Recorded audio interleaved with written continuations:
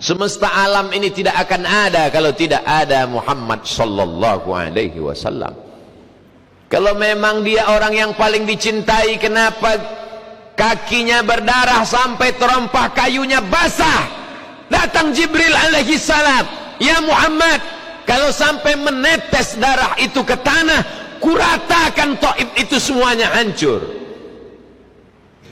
Dia menyapu, mengusap, membersihkan darah kakinya agar sampai influential person, manusia paling berpengaruh in history, dalam sejarah manusia. Semua tokoh-tokoh dia tulis, tapi nomor satu dia buat Sayyidina wa Maulana Muhammad sallallahu alaihi wasallam. Michael H. Hart diundang dia oleh Majelis Tinggi Agama Islam Mesir untuk mempresentasikan kenapa tidak Islam tapi dia buat Nabi Muhammad nomor satu. Karena dia katakan ada orang hebat karena bapaknya hebat, ada raja-raja karena bapaknya raja. Tapi Muhammad sallallahu alaihi wasallam meninggal ayahnya ketika dia 2 bulan dalam kandungan ibunya. Di saat dia dalam peluk cium kasih sayang seorang ayah, ibu sebagai pengganti ayah, meninggal pula ibunya, dibesarkan oleh pamannya. Sebelum itu dia diasuh oleh pamannya, diasuh oleh datuknya bernama Abdul Muttalib. Ketika dia berlari-lari di atas kasur empuk yang diletakkan di samping Ka'bah, anak-anak Abdul Muttalib tak ada yang berani duduk di atas kasur itu. Tiba-tiba Muhammad sallallahu alaihi wasallam berlari-lari di atas kasur itu. Anak-anak Abdul Muttalib melarang, jangan. Kata Abdul Muttalib, da'hu, biarkan dia berlari-lari, dia cucu kesayanganku, anakku bernama Abdullah sudah meninggalkan dia, aku ingin memeluk dan menciumnya. Dibesarkan oleh kasih sayang datuk. Tak lama sesudah itu pamanlah yang membesarkan dan menjaganya.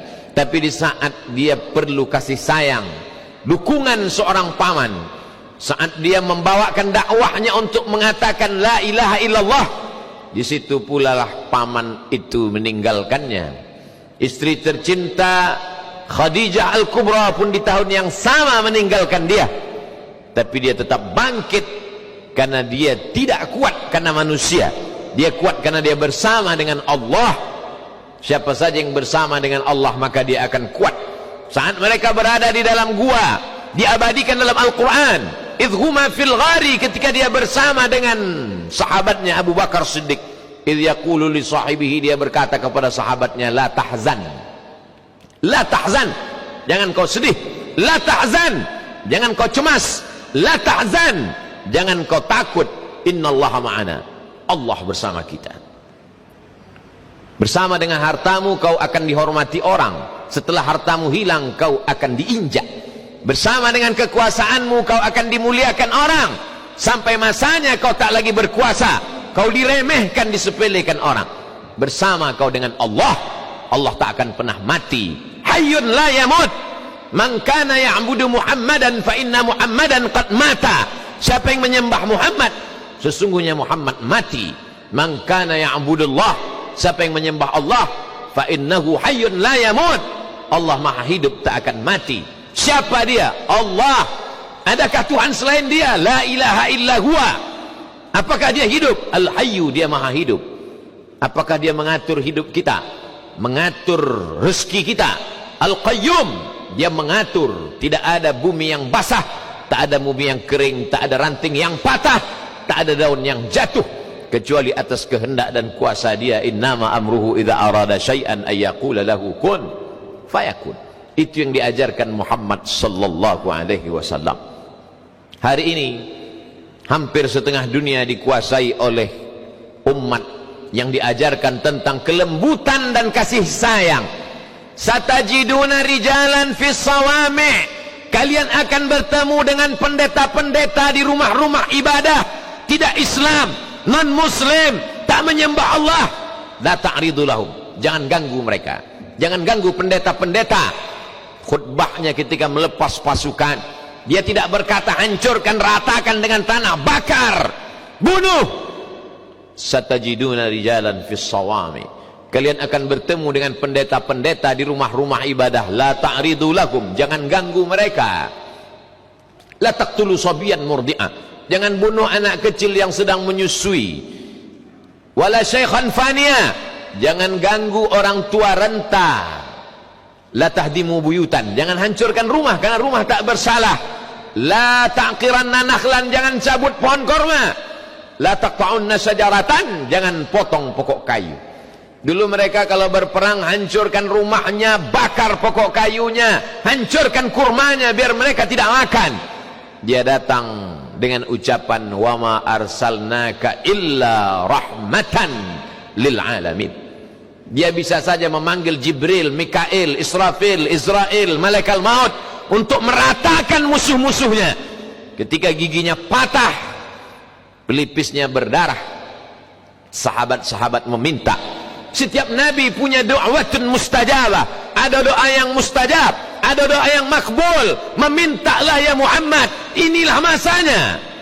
Dia terdiam. Dia pergi bersembunyi di balik bukit Uhud bersama sahabat-sahabat yang melindunginya. Kenapa engkau tidak panjatkan doa itu ya Rasulullah? Padahal kalau kau panjatkan doa itu, rata Makkah itu dengan tanah, mati Abu Lahab, Abu Jahal itu, semesta alam yang tidak bersimpuh sujud kepada Allah, mereka akan binasa. Biarlah kusimpan doa itu syafaatan li ummati, menjadi syafaat bagi umatku pada hari kiamat nanti. Begitu sayangnya dia kepada kita. 14 abad yang lalu dia sudah mengenang kita, 14 abad yang lalu dia sudah merindukan kita. Lalu apa yang kita ajarkan tentang dia kepada anak-anak kita? Hari ini hari Jumat, tapi hari ini juga adalah hari 1 Rabiul Awal, bulan kelahirannya. Buatlah pengajian tentang kelahiran Muhammad sallallahu alaihi wasallam.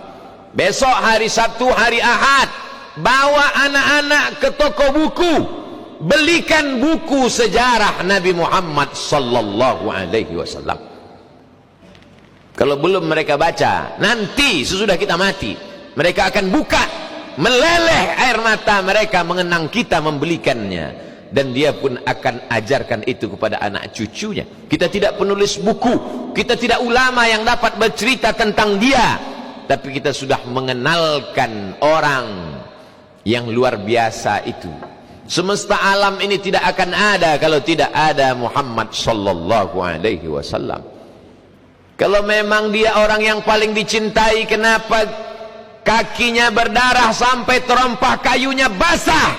Datang Jibril alaihi salam, ya Muhammad, kalau sampai menetes darah itu ke tanah, kuratakan Taif itu semuanya hancur. Dia menyapu, mengusap, membersihkan darah kakinya agar jangan sampai menetes ke tanah, karena sayang kepada orang Taif. Apa doanya? Allahumma, ya Allah, akhrij min aslabihim man kana ya'budullah wa la yusyrika bihi syai'a. Keluarkanlah dari tulang sulbi orang Taif itu anak cucu keturunan yang akan menyembah engkau dan tidak mempersekutukan engkau dengan apapun. Dia datang tidak dengan kekerasan, dia datang dengan kelembutan, supaya kita sadar bahwa kita mengikut Nabi yang memasukkan kita ke dalam surga karena kelembutannya, karena syafaatnya. Semoga bulan Rabiul Awal ini bulan kita untuk mengenalkan anak-anak kita. Setelah mereka kenal, lalu mereka menjadi cinta. Setelah mereka cinta, mereka akan berkorban, menghabiskan hartanya untuk menolong agama yang dibawa Muhammad sallallahu alaihi wasallam. Mereka akan membangun masjid, mereka akan mendirikan sekolah tahfiz Quran gratis. Mereka tidak akan berhitung untuk agama. Kenapa? Al-hubbu yu'mi wa yusim. Orang kalau sudah cinta, matanya akan menjadi buta, telinganya akan menjadi tuli. Dia tidak akan mendengarkan yang lain. Yang dia dengarkan hanyalah sabda Muhammad sallallahu alaihi wasallam. Yang dia pandang tidak yang lain, yang dia pandang adalah ajaran. Biarlah anak-anak itu menjadi anak-anak yang jatuh cinta kepada Nabi Muhammad sallallahu